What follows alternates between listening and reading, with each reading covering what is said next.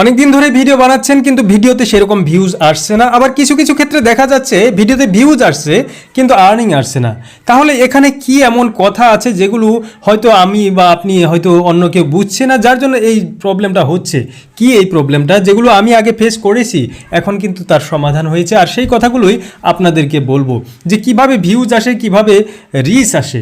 আসলে এখানে তিনটা ফ্যাক্টর কাজ করে। দেখুন, রিচ আপনি শুনেছেন, রিচ, ভিউজ, এঙ্গেজমেন্ট, এগুলি শব্দ শুনেছেন। রিচ মানে কি? রিচ মানে হলো ভিউয়ার্স। কয়জনের সামনে আপনার ভিডিওটা গেল, সে তারা হলো ভিউয়ার্স, রিচ। তো সেই রিচ কিন্তু ভিউজ নয়।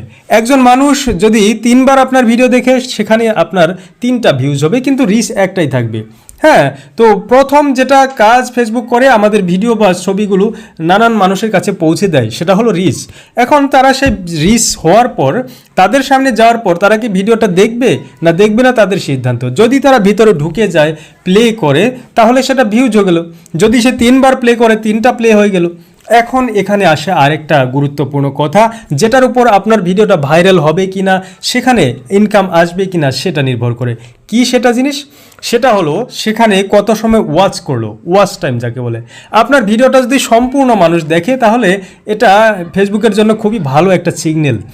সেই ভিডিওটা আরও অনেক মানুষের কাছে পৌঁছে দেবে, কারণ সে ভিডিওটা ভালো হয়েছে, সেজন্য মানুষ দেখেছে।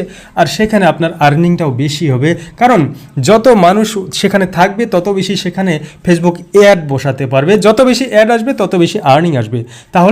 তাহলে রিচ মানে হলো আপনার গেটের দরজা, ভিউজ মানে সেই দরজা দিয়ে কয়জন মানুষ ঢুকলো, কয়বার দেখলো।